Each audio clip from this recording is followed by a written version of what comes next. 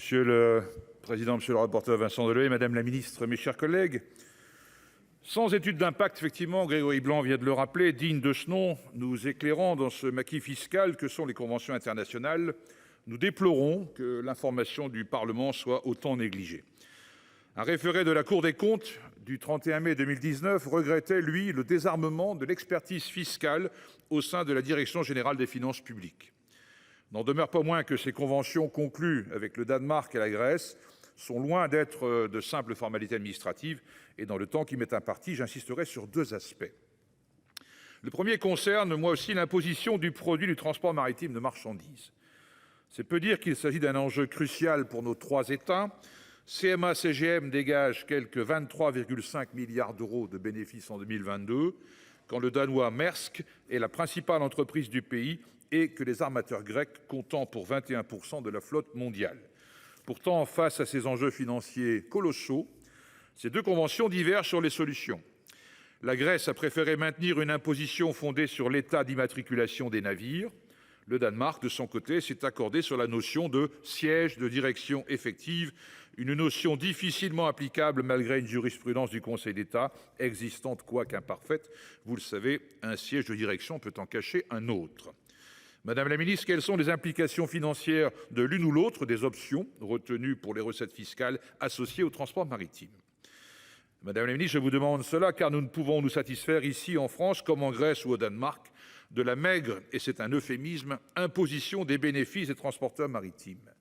Et pour cause, dans ces trois États s'applique la taxe au tonnage, si bien qu'au Danemark, Maersk ne s'est pas acquitté de 22% d'imposition comme les autres sociétés du pays, mais seulement 3%, créant 8,4 milliards de manque à gagner pour les finances du Danemark. La distorsion fiscale avec les travailleuses et les travailleurs est abyssale. L'imposition est 13 à 16 fois moins élevée que celui d'un salarié moyen au Danemark. Il n'est pas acceptable de nous inscrire dans ce moins-disant fiscal au prétexte de concurrence internationale. Les conventions fiscales, si ce n'est bilatérales, mais mondiales, devraient créer les conditions d'un alignement par le haut dans le sens d'une meilleure répartition des richesses, sujet en débat au cœur de l'actualité. Le second point qui nous préoccupe est contenu au paragraphe 3b de l'article 5, qui permet de déroger à la règle d'établissement stable pour une installation, un appareil ou navire de forage utilisé pour l'exploitation des ressources naturelles.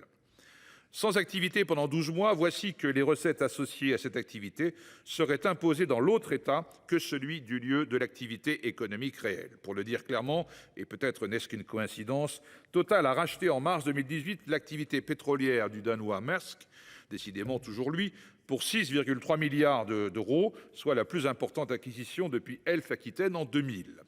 Ce que nous pensons, c'est qu'en dépit de son engagement, le Danemark ne cessera d'exploiter ni le gaz ni le pétrole en mer du Nord d'ici en 2050.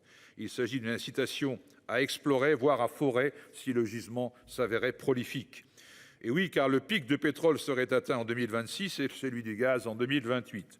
En décembre 2022, Total intégrait un programme de 2 forages intercalaires, puis dans la région pour augmenter la production de gaz à partir de 2023. L'importance est primordiale, le Danemark étant premier producteur et exportateur net de pétrole, mais l'importance est proportionnelle au territoire couvert par cette convention fiscale.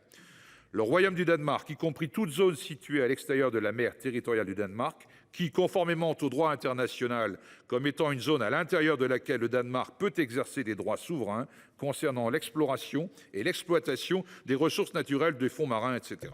Toute incitation fiscale ou dépossession du coût climatique et donc économique de dommages causés à la biodiversité devrait être imposée dans l'État où les dommages ont lieu. En somme, pour paraphraser une désormais célèbre formule, une convention fiscale ne devrait pas permettre cela. Pour ces raisons, nous nous abstiendrons. Merci.